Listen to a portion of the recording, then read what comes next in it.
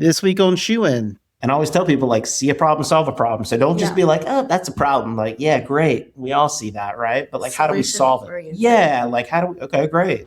Great, Bob. How do we solve it? You know, like, congratulations. You nailed it. You figured it out. Hey, everybody. Welcome back to Shoe In Show. Thanks for joining us for this week's episode. This week's just me and Christie. But what's cool about it is we're actually in the same office space. And I think this is the first time I've done a podcast with a person next to me in like side by side 5 years, something like that. Yeah, because we used to be in the studio way back when. Yep, exactly. So it's been a while, so it's interesting. But today's episode is Ask Andy, I guess. It's all about Andy. Well, that's everybody. Please don't tune out just yet. Hold on just a minute. So stay with us. We'll see how good this is. We want to learn a little bit more about the FDRA staff and what we do as FDRA staff, team members, all of that. So we're going to learn a little bit more about Andy today. All right. Andy is our Senior Vice President of FDRA. He is also the Executive Director of the Footwear Innovation Foundation. We always ask all of our guests what their shoe story is. So Andy, tell us your shoe story. What's your background? How did you end up with FDRA in the footwear industry? It's interesting because I feel like so many people will share the shoe story and it's like my father was in shoes or I did this or somehow I'm one of those people who like fell into it. It wasn't like a family driven thing. Yeah. I came back from getting my master's degree. I moved back to Washington, D.C. and was looking for a job in trade or politics or international relations. And Matt Priest, who is the CEO, he and I worked together on Capitol Hill, like side by side. So he's one of the people I went and had coffee with. And I was just like, hey, like, I'm looking for a job. If you see anything, like, keep an ear out. And like 2 weeks later, he called me. He was at FTDC for the old Shoe Dogs who remember the event we used to do in Long Beach for traffic and distribution and customs folks. He called me from that event and was like, listen, like our vice president of comms is leaving. Like, would you want to come work for us? And I was like, I don't know. I don't know anything about footwear. Honestly, I really didn't. And he was like, I can teach you everything you need to know. And I'm like, great. All right. Well, yeah. So then when he got back, I went and sat down with him and we talked about what the job would be and like what my role would be. And obviously today it's a lot different than what it was. I don't know if it's 13 years or something like that. It's been a while. I love that. Yeah. So that's what it was. And I still don't know everything about shoes, but it also makes me a curious person. So hopefully people enjoy the podcast because I am very curious about how people make decisions with footwear and business and et cetera. But that's kind of my shoe story is I kind of fell into it. And I just happened to have Matt, who became my work wife once again in a different setting. Back. It's a little different working on the Hill, working on those issues than working in the footwear industry. But I've loved it. It's been great. People are super nice. And I try to give as much as myself and effort to our events and to our members as they give to us. So that's kind of it. That's awesome. Yeah. That's awesome. When I think about footwear, I think about you and Matt. Well, the funny thing is, like, I mean, I'm like obsessed with like the business side. Like, I'm really curious about like how people make decisions. The free enterprise system is like unbelievably complex and wonderful. And Matt's the same way, but Matt is also a consumer. Like, he actually really loves the product. And I like shoes, but I don't think of the same way. And I think it actually works for our team really well because we all approach it a little bit differently. And even like having someone like you or Sandy come in and think about aesthetics and style and fashion, I don't think about those things really. I think more about like technical things and how a consumer understands what we're saying or like how we look at a supply chain and like, is that really the best way to do something? And so our team is really well balanced in that sense that we have all that. But if someone's asking for fashion advice, don't call Andy. I don't have an answer for you. You know how to get the answer, though. I can point you in the right direction. I'm a great general practitioner doctor. I'll take the copay and then I'll point you to the specialist, but it is not me. No.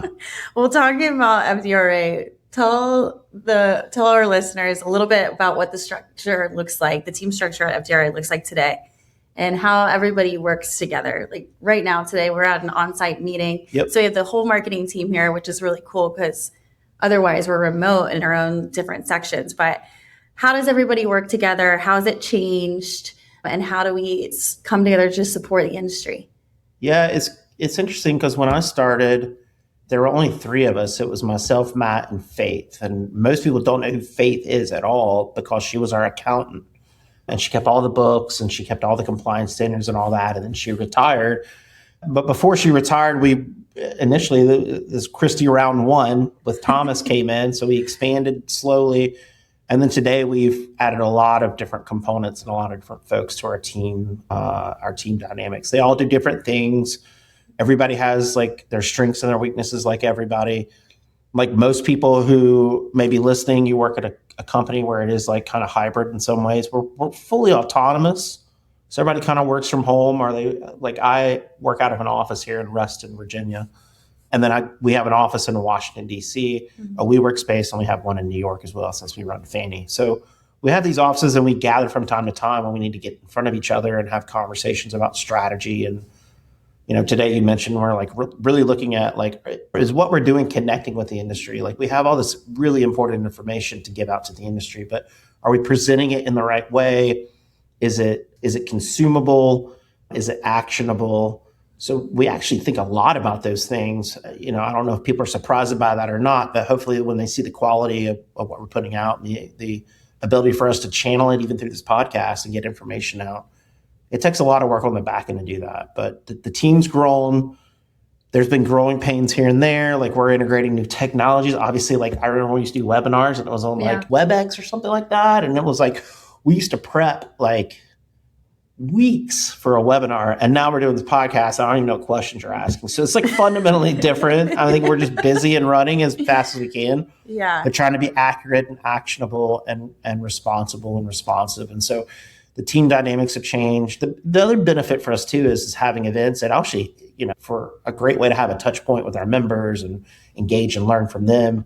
By being at events, it also helps get our team together. And during breaks and before and after we're doing setup, that's really where we can communicate and chat about what we're doing and be like, is this working? Should we try something different? Oh, this problem came up with this thing. How do we solve that? So the events allow us to get together and have that interaction. And then when we need to, we'll do these events like today where we get together and like really focus on strategy to help the industry and make sure that they're getting what they need. Right. And catch up and see each other and be face to face. Yeah. Okay. One of my favorite things about you is that you studied in London. Can you tell us a little bit about that? Yeah. And how it shaped the way you're very marketing savvy, but how it shaped the way you think about business, trade, the consumer today. Yeah. I mean, my background's really interesting. And it was interesting. Tell us about it. Well, when I came into footwear, people were really curious about who was this guy with an international relations master's who worked on the Hill on defense and national security is now working in footwear. Like, how does that work? And it's a good question. But, I had a point where I was working on Capitol Hill for a member of Congress, and I had done it for about 9 years. And, I look at it now and it was great. And people are a lot more cordial, and the politics, it was still rough and tumble because I think politics is a contact sport, but you can at least sit down and chat with people about how you felt about things. Mm-hmm. It started to change a little bit towards the end, and I changed. I mean, I was, early 30s at that point. I'd done it for so long, and it's like 80 hours a week. Like it never stopped. So it started to grind too much, and I just kind of lost a little bit of passion for it, and I wanted to do something different. And I had this opportunity, and I applied to several colleges where I was working on international relations, trade, diplomacy, counterterrorism globally. And I just had these this goes back to this. I was very curious about gaps in my knowledge. I was working on these things. I'm like, I really don't understand the history of that, or like how that happened or how that worked. And I thought that actually this is where you would go back to school and get really good value to feed in. Because I really actually wanted to keep going into foreign relations and foreign policy and things like that. And so that was the impetus. And so I got into the London School of Economics in their international relations department. It's much harder to get into the Harvard. There's only 100 people who are accepted every year out of hundreds of thousands from around the world that apply to it. So I was really grateful that I had the opportunity to go in there. And the program was interesting. It's in central London. If you've never been by the LSE in London, it's great. It's in central London. So just living in the city that big, I moved from a small town to a smaller town and then to DC. Yeah. So that was quite the experience. But moving from DC, which is a mid-sized city, I don't know, to London was the experience, not just in terms of the academic, but just the lifestyle and living overseas. the language is the same, but it's also very different, Yeah. like how, like, Picking up the dialect. yeah, that's just like the slang and like different, humor. the humor's different. Everything's like a little bit different. And so that was also really interesting too, to like have that experience, be able to travel in Europe a little bit. But the program was interesting because they only selected a certain number of people from like the US, from the UK. They had people from Japan, China. We had people from Africa, the Middle East. And so when you were taking the courses, and I focused on China and the Middle East, which both of those are like really important right now. So I actually have deep knowledge because of this program. And I think it gives me an opportunity, like we did this oil report recently.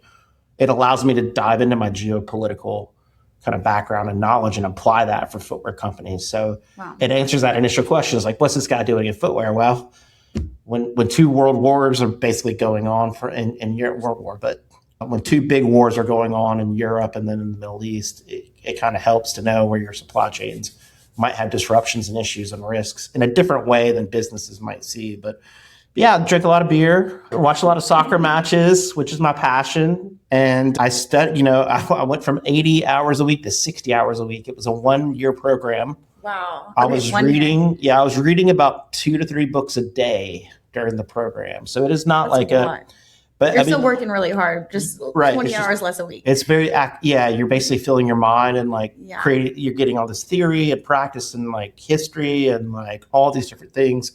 And the breadth of it was basically like, war, diplomacy, economics, social movements, anything and everything that interacted countries and states cross border or regionally, power structure dynamics, et cetera. So it kind of changed, like, Congress was interesting because it's consuming so much stuff and trying to make sense of it and make policy and communicate it to voters. So I had that where I can consume a lot and like try to break it down in common stuff and send it out. This reworked my mind in a different way where it could be much more analytical and get, even better to the point or to where I think things are going. So that was the difference. Was when I was in Congress, I was tracking like the here and now, short term. The LSE kind of unlocked my ability to like look into the future and say, what does all this mean and where are we headed, right? And I think that's why you're so passionate about innovation? I think so because, it also is this thing in my mind. It's like, why do we keep doing the same things the same way? Yeah. And, I think there's a reason, obviously, in business and in life and everything, but like, there's got to be a better way forward. Like, what else are we doing if we're not trying to improve processes, make better product, have like technology advanced things to make things easier to sell shoes, find shoes, source shoes, et cetera. So those are like the fun things to work on. And I think some of that balances the things that are not fun to work on, like tariff mitigation. Those conversations are a real drag. So it's always nice to have a balance where I can do some innovative stuff and say, wow, what is that? I wonder what we did if this is possible or not. Like, I don't know, but like, it's fun to think about something. And then, in innovation, what's interesting is like, you're never going to get 100% of what you think, right? But if you can get 50%, if you get 40%, if you get 10% of what you think, then you've advanced something. And I think that's really important. And I think it's lost on a lot of people who are kind of scared to try something. And I'm scared to try stuff too. I just know how to try it and fail forward without spending too much money. And I think that's the key is like, and obviously we don't have much money left here. So we have to try things really cleverly and get creative. Yeah. See where we land. Well, you're talking about, okay, so you have 3 daughters. You're talking about trying new things. How do you balance or, like talk about what you would talk about in footwear with them, but different, like teaching them life lessons? How do they cross over? Or do they? No, they definitely do. It's also they're young. It's 9, 7, and then like 2, 2.5. So it's hard to like. It's funny because I'll say something and I'll try to impart knowledge, and then my wife Kelly is just like, they're like kids, right? They don't understand what you're saying. Yeah. I'm like, okay, like I get it. And so it's actually I pride myself on communicating really well, and they test that a lot because it's like, how do I explain this big concept to someone who isn't in their 20s or 30s and have this kind of background or history or knowledge of these things? Like, how do I build you up from having no knowledge to giving you these stepping stones, right? And I think it is hard. And I think for me, luckily, I have a great partner, and my wife, is there doing a lot of the lifting and a lot of the empathy. I try really hard to be very empathetic and lean into that. So I try to focus on that. But for me, I know there's some people who want to impart things into their kids and be like, oh, like I want you to do this. I really want them to find their own way and be happy with what they have. And I want them to have the skills to be able to cope with things go bad. And so a lot of it is like building self-esteem, building belief that they can do hard things. Love that. We have a thing in the morning before they go to school. It's called Polk's Pick People Up. And it's all about like giving back and making sure if your fin falls on the concrete, you go over there and try to pick them up. But also if someone's having a bad day, it's like literally like be a good citizen. And if I feel like if I can impart that and I can impart love to my kids and good citizenship, they'll get the training and figure out like what to do, but they'll have the ability to kind of navigate life, hopefully with a lot more better quality of life. I think there's so many people who are negative and cynical, and I'm don't want my kids to get in that vein, because I feel like if you get in that vein, it's hard to be creative, innovative, have a good life, have fun, like go forward. There's always gonna be knocks, but like my point to them is like something's always going to happen and life isn't fair. It's how you look at it, right? Right. So if you have a positive attitude and you're like, this just didn't work out, but something else will, then it will. And so I think there's those kind of conversations we try to impart on them of just the basics. That's awesome. I love that. Yeah. So we'll see. Folks pick people up. Yep. That's awesome. Okay. So when I think about you, I think about marketing, making things stick, innovation. I think about you make me laugh all the time. I think you're really funny. I think you're a family man. What is your favorite part of FDRA, and where do you think you stand out in the team? My favorite part of FDRA, I don't know. I like our events a lot. I like working with our teams to build events. I like the work itself. I like solving problems. I like getting on a call and helping like build our team members up and help skill them up and give them what they need to do their jobs and kind of mentor. So that's always fun. It's fun to see people succeed. Mm-hmm. So yeah, I mean, I love the podcast because I get to talk. So that's always fun.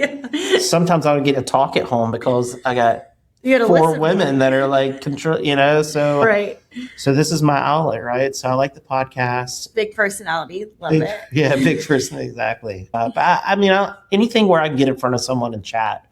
People would be surprised though. I'm still sort of an introvert as well. People won't believe that, but I do like recharge. Like I like having space because the space allows me to think deeply about certain things and try to solve problems and think about the future. So I really cherish kind of quiet time and be able to think about and strategize about work or life or whatever it is, as much as I enjoy like hanging out with people and interacting and having, I'm kind of balanced in that way. But I think people would assume I didn't know that about you. Well, I think people would assume like this raging extrovert, and I am, but I also like recharge my batteries a lot. I need that space and time, and I value kind of that step back and think about something and solve a problem. Yeah, I think that's important. I feel like I'm very similar in that. Okay, let's switch a little bit back to the footwear industry. What do you think people are underestimating right now in the footwear industry? What are they underestimating? I've been underestimating the consumer for like a year now. I keep thinking that these folks' wallets are going to run dry, and yet they're buying footwear at a record pace. So, I'm the first person to call out like my misses on certain things, but I think that's very surprising to me. Yeah. And I think the whole ball game, if you ask anybody, somebody's going to say product. Research on that too. Yeah. If you ask anybody worth their salt in footwear, product is king, right? And it is true, but you require someone to purchase that product. Totally. And so on the consumer side, I don't doubt we have great product in the market, and all these folks are figuring out different ways of importing and making shoes and moving shoes and marketing shoes and all that. And that's great. But the consumer ultimately, I think, is getting a little stretched. And I think it's the ball game. Mm-hmm. The ball game is how much inventory as a brand I would move in, like price control, like our cost control, like how am I looking at my supply chain? Is it fully optimized? Like everybody's doing that every single day. But at the one juncture you can't control in a world where we're seemingly not able to control much anymore, or waking up to that, is the consumer. Like, you put the right product on the shelf, in a normal environment, like it's going to sell at the right price, right product, right place, whatever, all those things that merchandising folks talk about. But that is my concern is I see rising debt and credit card. Mm-hmm. I see delinquencies. I see folks who are still spending, but are pulling back a little bit this summer because of high fuel prices. Mm-hmm.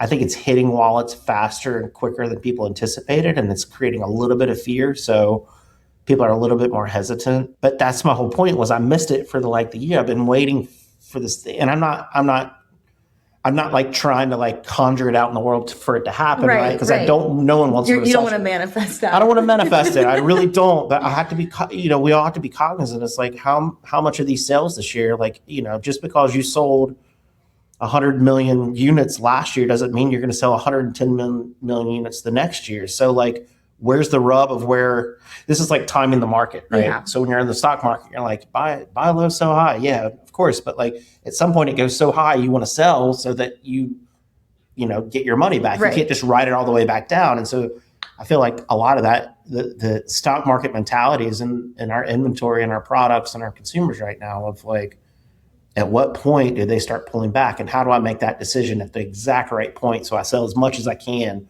but I don't sit on inventory at the end if things do slow down? I think that's really hard. And I don't envy anybody making those decisions, but that's my biggest thing right now is like, it's not the noise is oil and war and tariffs and all that stuff, but like the signal is the consumer right now. And it's like, the more you can know about your consumer and the loyalty and the people who come back to keep buying your product, the better you can communicate with them, you can get the product right and all that, like the better you'll be, I think, long term. So that's what I think. I love that. That's helpful. And FDRA has reports and resources for that. Lots of stuff. We do a lot. I mean, obviously on the Tuesday call, which is our member call, Gary, our economist, runs through it. And Gary's great because he and I get to go back and forth and I get to ask him really stupid questions and he gives me the response that I should be asking, right? He knows what I'm looking for. So much knowledge. And we go back and forth on this and it's like, how's the Fed rate increase or cut going to impact this? And what does history say? And sometimes, what's curious too is we use historical data and we have all these, real-time reports. We have government data, we have insights from the industry, et cetera. But sometimes in the world today, historically does not look the same as it did 10 years ago that we may be judging against. And so there's a lot of looking at the data and saying like analytically, it's saying this, quantitatively it's saying this, but we got to qualify like what does that really mean in this environment, in this world that we're living in, that people are going through. That's where like behavioral economics comes through. But we cover price, we cover material costs, we cover supply chain costs, tariffs, all that kind of stuff. And our members kind of use all that information in their own unique way with their own unique product to make better business decisions. Mm-hmm. We don't, we provide like kind of a complex look at the whole marketplace, and then they get to choose how they use that information. But it's really valuable, I think, in this day and age to have that kind of second look, or that everybody has their own data, and that's great. And maybe exactly who your consumer is and who your product is. But it helps to see a broader trend of what might be coming around the corner that you just can't anticipate. And I think FDRA really does really well at that of saying like, we did that with our oil report where like material costs are going to be going up. And then sure enough, like after 2 weeks after we put out the report and even during, we had brands saying, I need information on this. My suppliers are saying costs are going up. So yeah, here you go. So like, we try to stay on top of those trends and give our members kind of a quick instant look as best we can to help them make decisions as they go forward. Definitely. Well, you do a lot of mentoring for us, the FDRA marketing team, and you give us a lot of advice and build us up. What advice would you give someone who's looking to enter the footwear industry or build a career? I think you need to be a problem solver. Mm-hmm. I think you have to, I see a lot of folks coming in as designers, and I think that's great. And we attract a lot of different talent. We have a ton of different types of jobs in our industry people aren't even consider. But I think today, the way the workforce is like you're being asked to do 2 and 3 and 4 jobs. Right. Whereas in the past, that may not have been the case. So you may be saying, well, I do finance. Yeah, you're going to come and do finance, but you may do finance and you may also have to help with supply chain or something else, right? So, or you might need to understand it. So I think you need to be someone who's willing to learn and be well-rounded and understand the structure of footwear, not just your own structure in your own department, but like how the other departments interact, and how those departments interact with the broader industry and consumers, right? You really got to understand structure. And this is the same thing when I teach college courses. This is what I teach them. The structure matters. Your internal structure, your own work structure, your business unit structure, your business, and then like how it keeps going out. You need to understand all those things.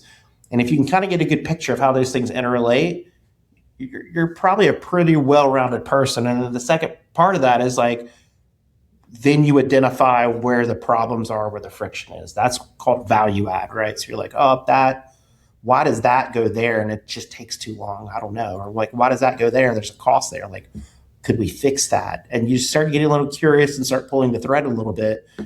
And I think that's where successful people can make their mark, and anywhere, not just footwear, but anywhere, is like understanding the system and then identifying how that system breaks down in some way and trying to solve it and being bold enough to be like, that's a problem. And I always tell people, like, see a problem, solve a problem. So don't just be like, oh, that's a problem. Like, yeah, great. We all see that, right? But like, how do we solve it? Yeah. Like, okay, great, Bob. How do we solve it? You know, like, congratulations. You nailed it. You figured it out. Like, that's obviously, it's like right here on the report, but what do you do about it? So that's how I think is like, people need to think about not just I'm doing this job, this is my responsibility. Like, no, like you gotta do that really well, but you also gotta know how you're interconnected with other things. And by doing that, you start to add a lot of value and be successful in anything that you do. That's great advice. Okay, so something we talked about with the team earlier and that Sabria suggested was to leave a question for the next guest. So what would your question be? Oh man, what would my question be? On the spot. Let me see. For summer, what is the shoe of summer 2026? Okay, I would like somebody to answer that. Like, if you're looking ahead, shoe of the summer, like I always think of like in the summertime, like I love music, but like there's always a song of summer, right? Like roll the window down. You're like, yeah, there's always got to be a shoe of summer. And typically it's like a running shoe or athletic shoe or something because everybody's outside doing something. But what is it this year? And what's interesting about the question is like, you asked that 5 years ago, it'd be some Nike shoe. It may not be. There's so many great shoes in the market now that people are gravitating towards.